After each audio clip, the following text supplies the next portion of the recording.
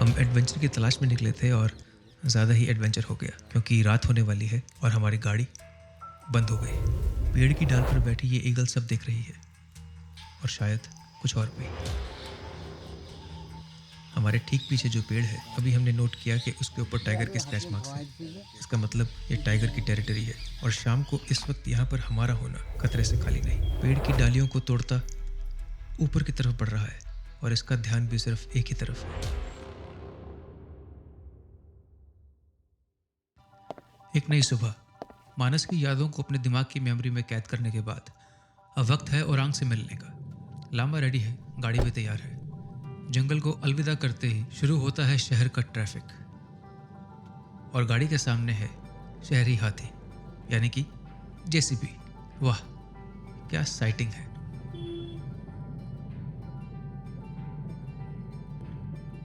मानस से औरांग के सफर में रास्ते में है नालबरी।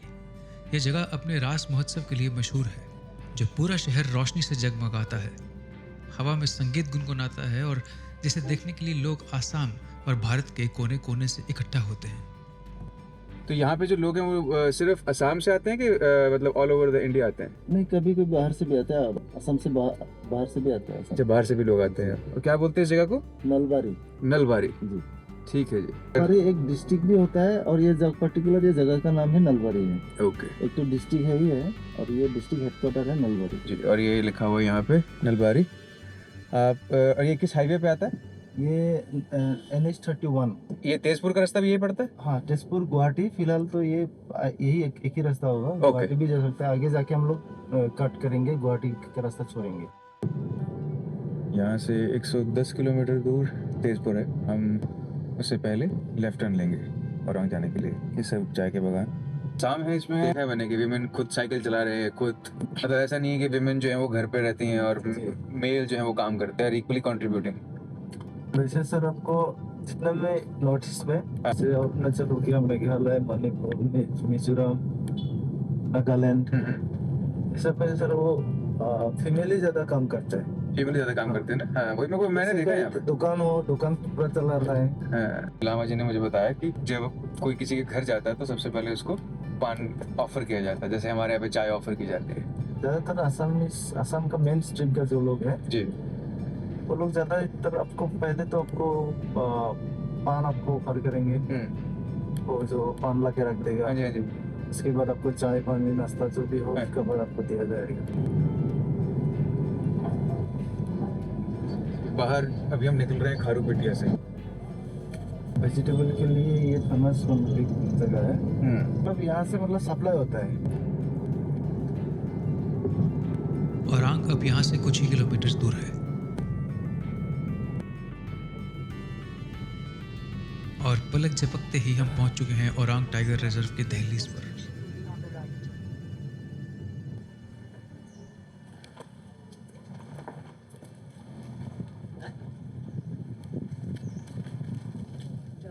Turn right.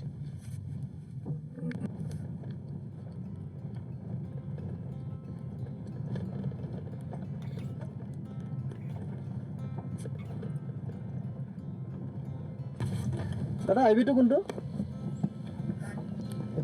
गेट के अंदर फॉरेस्ट स्टाफ के क्वार्टर्स हैं और थोड़ा आगे जंगल के बीचों बीच है ये फॉरेस्ट गेस्ट हाउस जहां आज रात हम रुकने वाले हैं।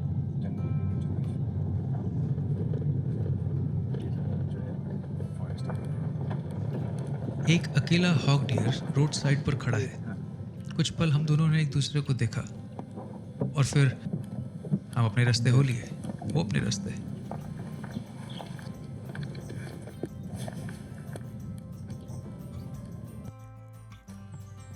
जो यहाँ के इंचार्ज ने बताया था कि कल तो उनको अंदर कहीं दिखा था, बट यहाँ पर भी उनको 2-3 टाइगर बैठे हुए मिले हैं इस ट्रैक पे। ये बेसिकली टाइगर की टेरिटरी है।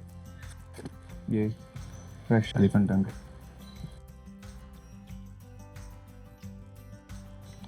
लगभग 2 घंटे बचे हैं और शाम की सफारी के लिए हम तैयार हैं। जैसा कि हम जानते हैं कि यहाँ सूरज जल्दी ढलता है, इसलिए हमारे पास कुछ ही घंटे हैं।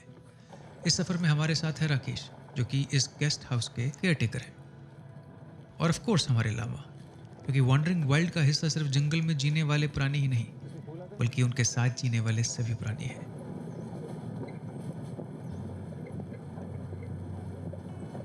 सफ़र की शुरुआत में ही आगे हमें दिखता है एक हॉक डियर, जिसने हमें देख लिया और दौड़ गया। और दूर सड़क के ऊपर हमें दिखे 2 और हॉक डियर, उन्होंने भी सेम रिएक्शन दिया। इस तरफ ड्राई रिवर बेड पर एक पूरा झुंड है जो खाने में मगन है, लेकिन एक हॉक डियर ने हमको देखते ही अपनी पूंछ उठाई और पैर पटका। यह तरीका है दूसरों को अलर्ट करने का कि कुछ खतरा है। अरे डरो नहीं दोस्त, तुम्हें हमसे कोई खतरा नहीं।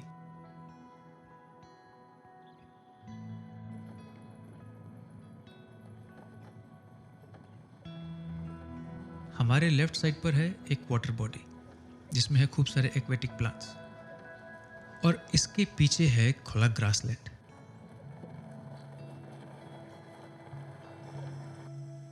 यहाँ हमें दिखा एक एलिफेंट का हर्ड, इसमें 3 फीमेल और 4 बच्चे। क्या आप जानते हैं कि एक एलिफेंट दिन में 150 से लेकर 200 किलोग्राम तक खाना खा सकता है, और पानी तकरीबन 150 से लेकर 200 लीटर तक, और ये दिन में तकरीबन 14 से लेकर 18 घंटे तक खाते हैं। सड़क के किनारे हमको दिखा राइनो डंग, यानी कि गोबर। राइनोस अक्सर एक ही जगह पर आकर गोबर करते हैं। ये इनका तरीका होता है अपनी टेरिटरी मार्क करने का।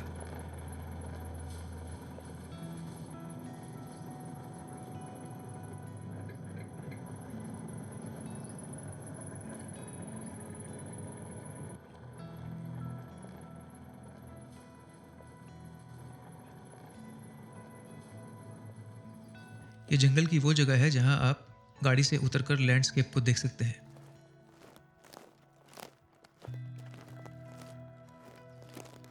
ग्रासलैंड एक स्टेज की तरह फैला है।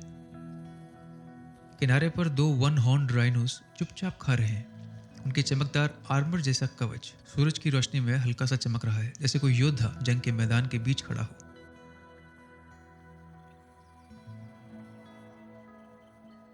आगे भारी तादाद में ढेर सारे हिरन हैं, जिनमें हॉक डियर, बार्किंग डियर, सभी प्रकार के डियर हैं,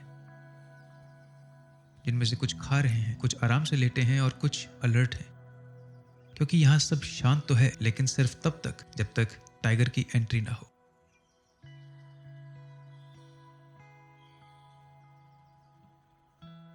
पीछे है लंबे एलिफेंट ग्रास, जो कि एक दीवार की तरह खड़े हैं, लेकिन यह परफेक्ट जगह है किसी भी टाइगर के छुपने के लिए, और वहां से वो अपने शिकार पर आराम से नजर रख सकता है। और इस बात को ये डियर्स बखूबी जानते हैं।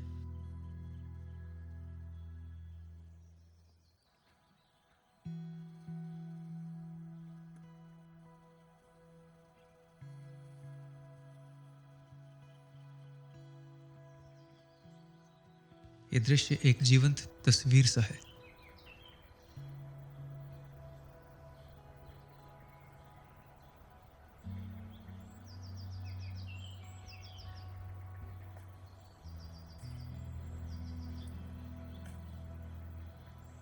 और मैंने यहाँ बैठकर इस दृश्य को अपनी आंखों और कैमरा दोनों में बहुत देर तक कैप्चर किया।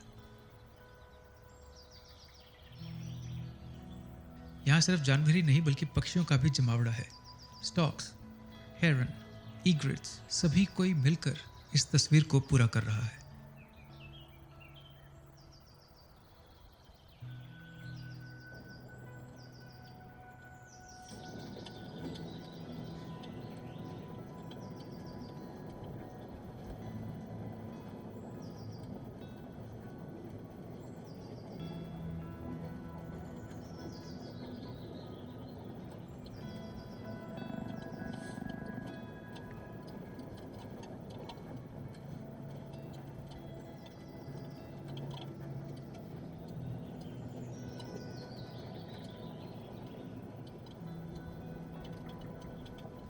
जंगल रोड के दोनों तरफ हरा भरा और सूखा घास दोनों है, और दोनों मिलकर इसे एक अलग रूप और एक अलग शेड दे रहे हैं।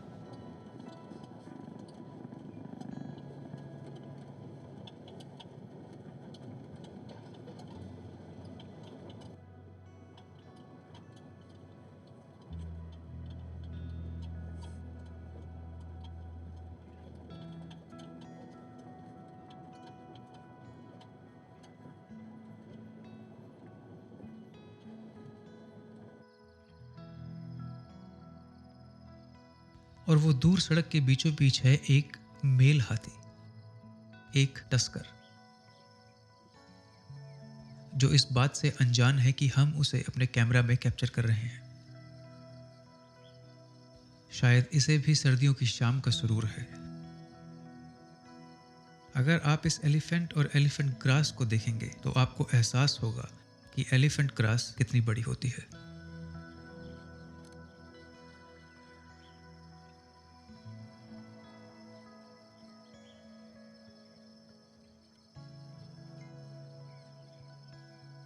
ये अपनी ही धुन में है और शायद सोच रहा है कि इधर जाऊं या उधर जाऊं। यहां इसने हमें देख लिया और ओरांग के बाकी जानवरों की तरह इसने भी हमें देखते ही अपना रास्ता बदल लिया और ये एलिफेंट चला एलिफेंट ग्रास के झाड़ में।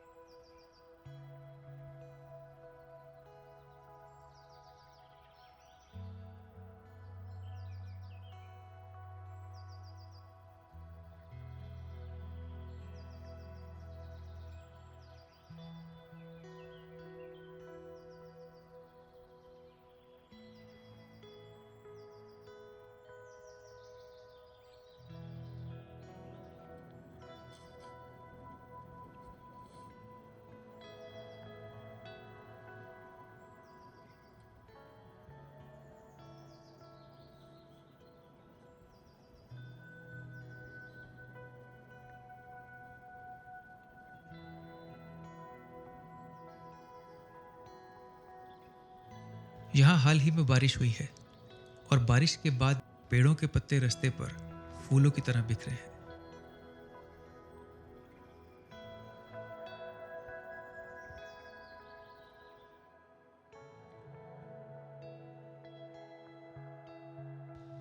इस वाटर बॉडी के नीचे एक्वेटिक प्लांट्स हैं, इस पर हल्की धुंध की एक परत फैली है।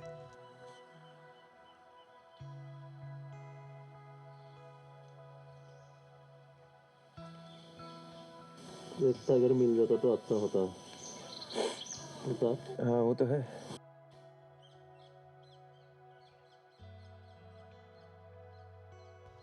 और सर्दी की इस शाम एक्वेटिक प्लांट्स का मजा लेता मिला हमें ये वन हॉर्न राइनो।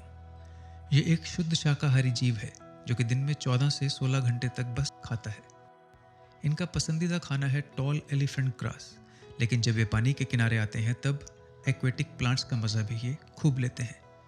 ये एक्वेटिक प्लांट्स को अपनी प्रीहेंसाइल लिप यानी कि अपने ऊपर के होंठ से खींच कर तोड़ते हैं। एक एडल्ट राइनो दिन में 30 से 40 किलोग्राम तक प्लांट्स खा सकते हैं। एक इंटरेस्टिंग फैक्ट ये है कि ये अपनी टेरिटरी मार्क कोई स्क्रैचिंग कर कर नहीं बल्कि गोबर कर कर करते हैं। एक राइनो लौटकर उसी जगह पर आकर गोबर करता है जिससे एक गोबर का ढेर बन जाता है। ये तरीका है दिखाने का कि ये टेरिटरी मेरी है। लेकिन इसी बात का फायदा उठाते हैं पोचर्स। बस वो ये जगह देख लेते हैं और छुप जाते हैं उस राइनो की वापसी का इंतजार करने के लिए।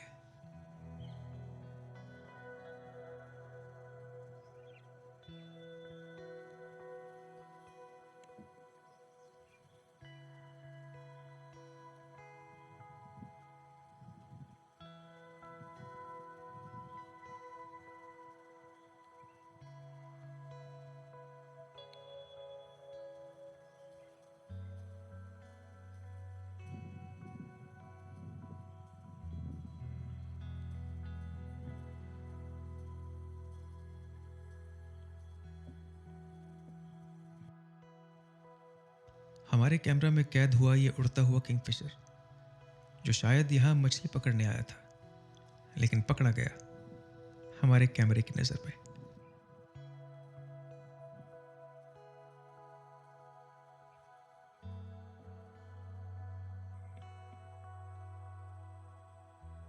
ये हैं गार्गनी डक्स।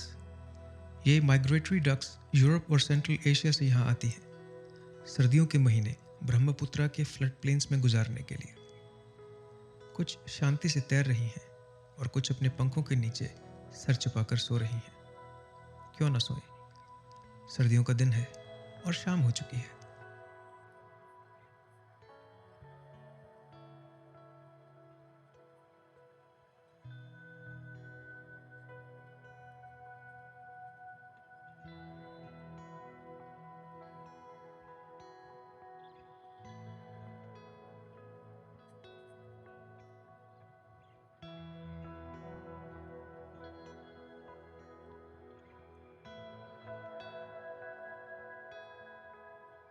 इस जंगल की कहानी बहुत पुरानी है। कभी यहाँ बोडो और कोच लोगों का घर था जो यहाँ खेती करते थे, पशुपालन करते थे, मछली पकड़ते थे। सब कुछ यहीं ब्रह्मपुत्रा के किनारे। फिर 1800 के अंत में यहाँ मलेरिया फैला, जिससे पूरे के पूरे गांव खाली हो गए। फिर धीरे धीरे जंगल वापस आए, पेड़ बढ़े, जानवर लौटे और आए ब्रिटिशर्स। और ब्रिटिश समय में इसे ओरांग गेम रिजर्व कहा जाता था, जहां तब जानवरों का संरक्षण नहीं, उनका शिकार किया जाता था। फिर 1985 में ये सेंचुरी बना। 1999 में इसे नेशनल पार्क का दर्जा मिला। तब कोर एरिया सिर्फ 80 स्क्वायर किलोमीटर था। 2022 में इसे एक्सपेंड कर लगभग 280 स्क्वायर किलोमीटर का कोर एरिया बनाया गया। और आज ये भारत के सबसे रिच फ्लड प्लेन फॉरेस्ट में से एक है। और आज ये घर है 30 से ज़्यादा टाइगर्स, 100 से ज़्यादा greater one horn rhinos, wild buffaloes, pygmy hog और बंगाल फ्लोरिकन जैसे जीवों का। यहाँ का लैंडस्केप एक कैनवस है, जिसमें ग्रासलैंड, वेटलैंड और फॉरेस्ट सब ब्रह्मपुत्र के पानी से जुड़े हैं।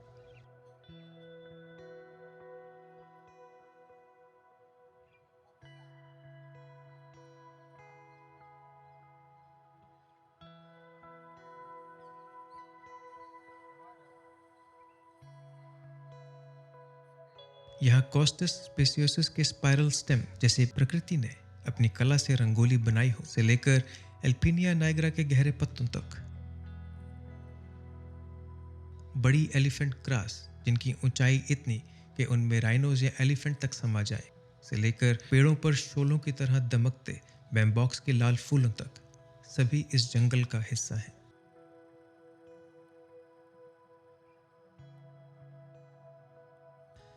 इन जंगलों को देखकर भवानी प्रसाद मिश्र की वो कविता याद आती है जो उन्होंने सतपुड़ा के जंगलों पर लिखी है कि झाड़ ऊंचे और नीचे चुप खड़े हैं आंखें मीचे, घास चुप है, कास चुप है, मूक शाल पालाश चुप है, बन सके तो धसो इनमें, धस न पाती हवा जिनमें, सतपुड़ा के घने जंगल ऊंघते अनमने जंगल, सड़े पत्ते गले पत्ते हरे पत्ते जले पत्ते, वन्य पथ को ढक रहे पंख दल में पले पत्ते, चलो इन पर चल सको तो, दलो इनको दल सको तो, ये घिनौने घने जंगल नींद में डूबे हुए से ऊंघते अनमने जंगल।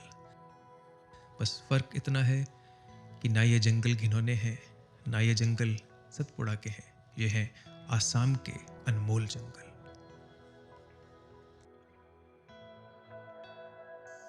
हम एडवेंचर की तलाश में निकले थे और ज़्यादा ही एडवेंचर हो गया, क्योंकि रात होने वाली है, पक्षी चहचहा रहे हैं और हमारी गाड़ी बंद हो गई। पेड़ की डाल पर बैठी ये ईगल सब देख रही है और शायद कुछ और भी।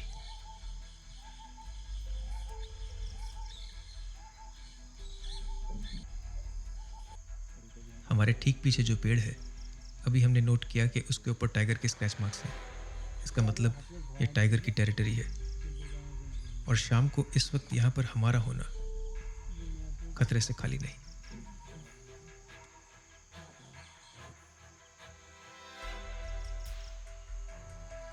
एक छोटा बंदर रास्ते पर बैठा शायद हाथ से इशारा कर रहा है कि उस तरफ से चले जाओ। और ये बंदर पेड़ की डालियों को तोड़ता ऊपर की तरफ बढ़ रहा है और इसका ध्यान भी सिर्फ एक ही तरफ है।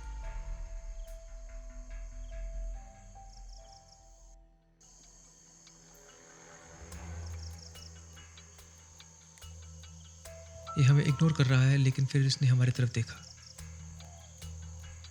और देखते ही एग्रेशन, जो कि असम के जंगलों में आम है, खासकर ओरांग में, क्योंकि यहाँ पर जानवर इंसानों के आदी नहीं।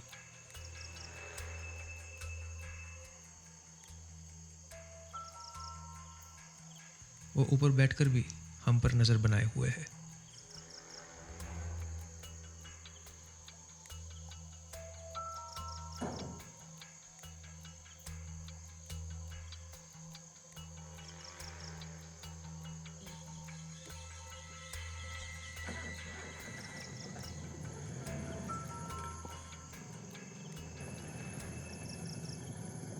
काफ़ी जद्दोजहद के बाद हमारी जीप स्टार्ट हुई और ख़त्म हुई हमारी आज की सफारी।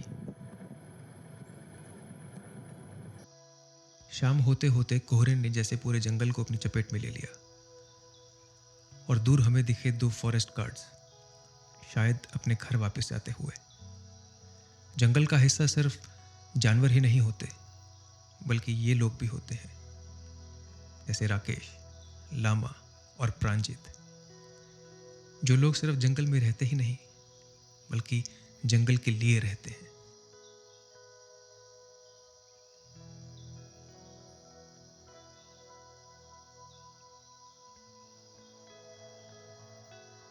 अब वक्त था रात के खाने और बहुत सारी कहानियों का।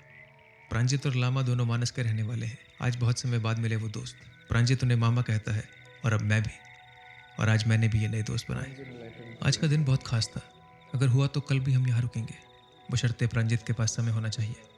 वो बहुत ही कमाल के इंसान हैं और उनकी कहानियाँ प्रेरणा देने वाली। लोगों को उनके बारे में जानना ज़रूरी है। अभी उनको कॉल आया कि कोई न्यूज़ है और वो खाना बीच में छोड़कर तुरंत निकल गए। ये है लाइफ एक फॉरेस्ट ऑफिसर की। हम लोग अक्सर सोचते नहीं इनके बारे में। जंगल सिर्फ टाइगर्स या एनिमल्स देखने के लिए जाते हैं।